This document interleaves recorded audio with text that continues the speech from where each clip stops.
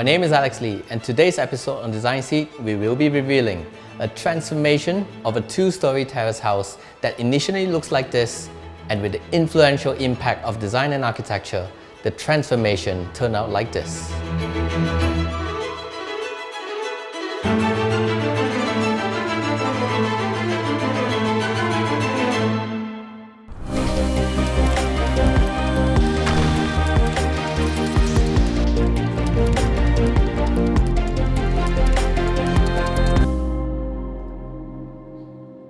In our previous episodes, we have been in collaboration with a Malaysian book publisher called Atelier International.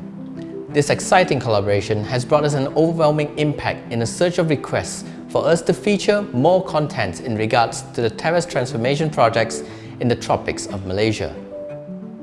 For those of you who are new to our channel, here's a quick flashback of the terrace transformation projects which we have been featuring in our channel in the past.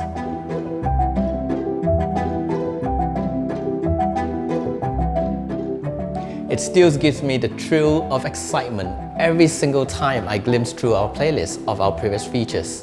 So zoom into those compelling episodes in our channel by slamming on that subscribe button and keep that notification bell on to be in the loop of more of our compelling episodes. Now, without further ado, let me present to you the NJ House.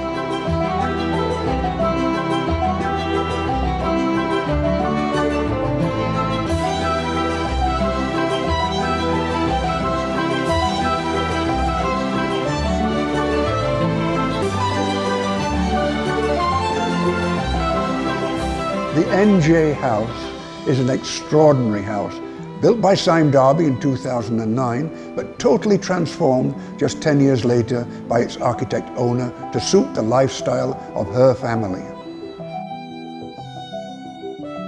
The architect has created two new airwells, bringing in natural ventilation and daylight.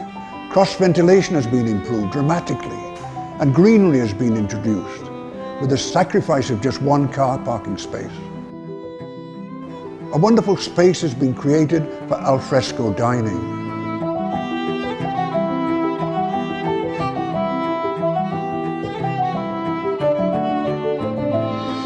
The house is a critical comment on all new terrace housing that rarely introduce natural daylight and ventilation. I'm called GE. I'm the founder of NOT Architecture. I'm also the house owner and also the architect for this NJ house.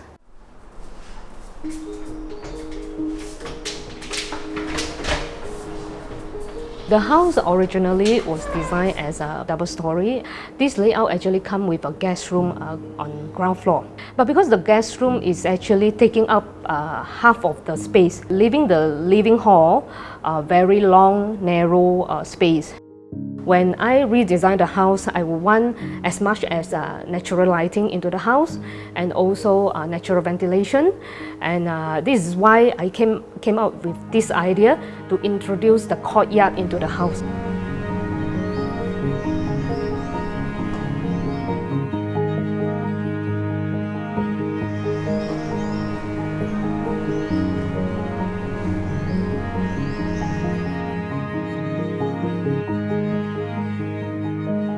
I decided to detach the house from the neighboring lot.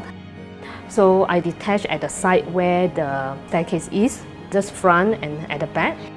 Front is actually next to the living hall. I decided to punch a big hole on the first floor slab to make my living hall wide and high to create this double volume fronting the courtyard.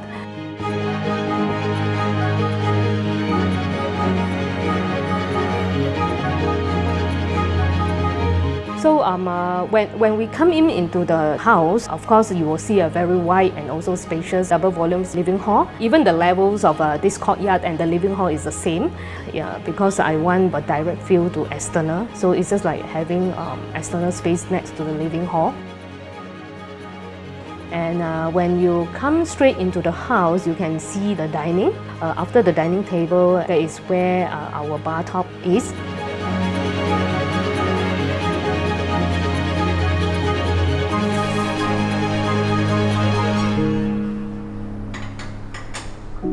And And then the last part of this ground floor is the wet kitchen. And this wet kitchen is purposely designed next to the second courtyard at the back.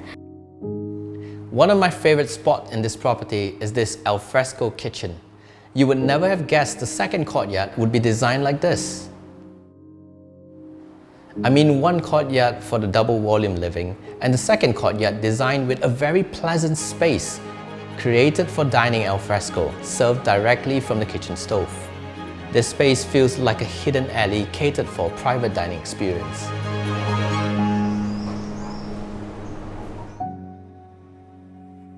Because of this new created courtyard, so that's why I decided to place all the windows, the rooms, the living spaces facing the internal courtyard.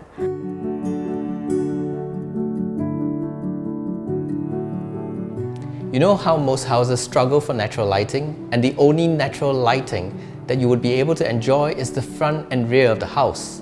And that's where you deliberately only have a view of your neighbors.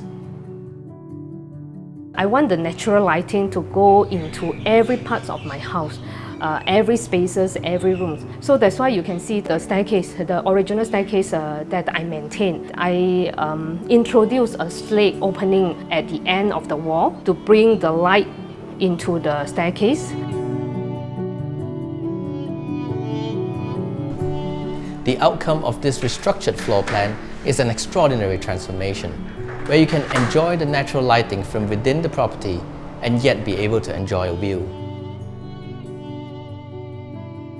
Two open-to-sky courtyards have been created not just for natural lighting, but to improve the cross-ventilation within the house.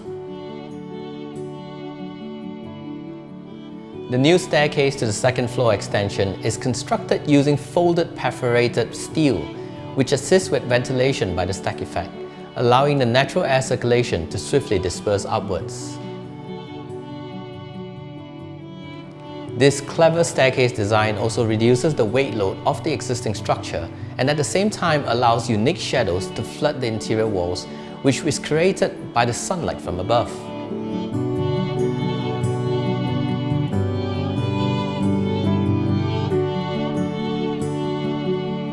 Because I have a 4-year-old daughter, then I want the house to have many play areas that she can actually throw her ideas. And then with a chalkboard wall paint, so that she can draw when she likes. And then even up to the door into my wet kitchen is actually made of a metal with a matte black paint. It can become a magnetic notice board so that she can display her so-called masterpiece.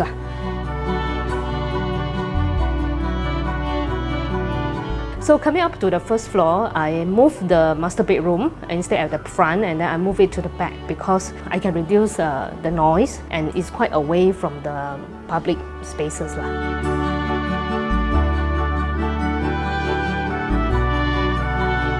We wanted the bathroom to be well ventilated, so that's why the side of the shower area is actually open to the sky.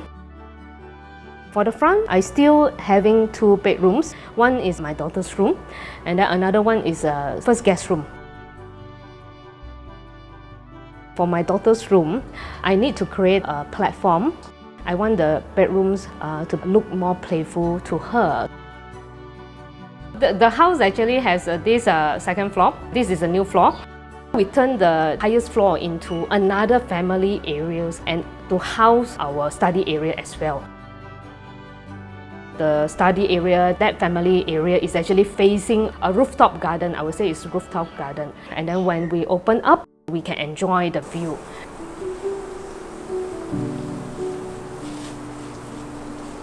We actually have this very small pull-down ladder.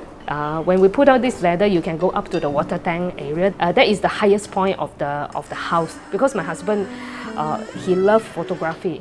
So every morning, 6:30, he will wake up, go up to the rooftop and take the sunrise photo. Yeah.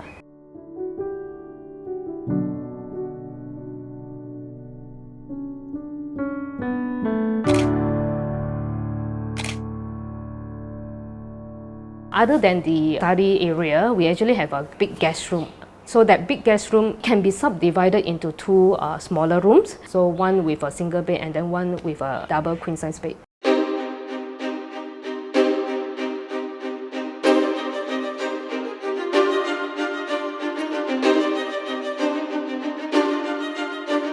The selections of material is selected to suit the concept.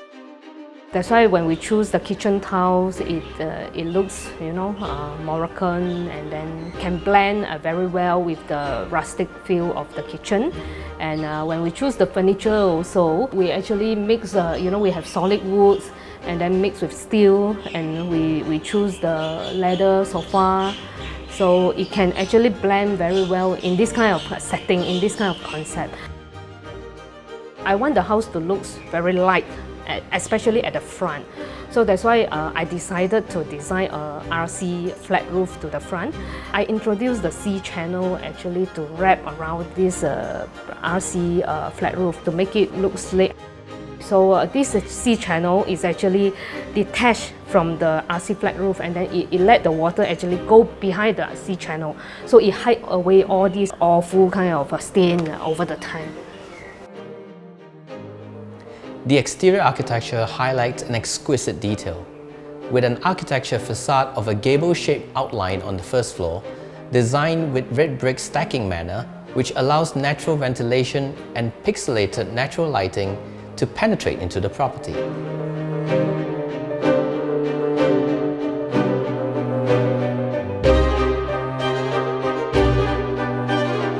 The most challenging parts during construction is to construct the facade red bricks. So because the red bricks is actually designed as a vent block, so it has to arrange in a way that you allow natural ventilation. The front facade whereby the brick is not only laying this way, but then it has a perpendicular arrangement. That is the part that they have to lay and make it dry, and then lay again, make it dry, so to make sure that the bricks is not dropped during the construction. The red brick facade gives an attractive impression not only from the exterior, but from the interior as well.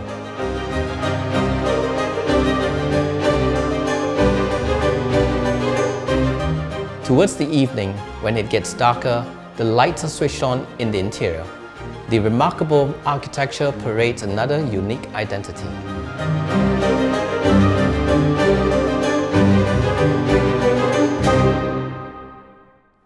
The valuable takeaway from this project is to learn and be exposed that the standard floor plans of most conventional properties are not crafted to suit every single household.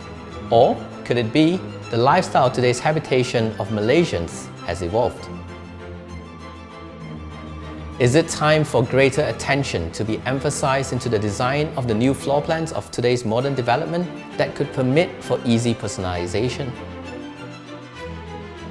Share your comments below and let us know what are the challenges that you are facing with your current property. So as you all know, Design Seat is all about extraordinary design and architecture, and we shall not rest until we conquer as many design contents for your viewing pleasure.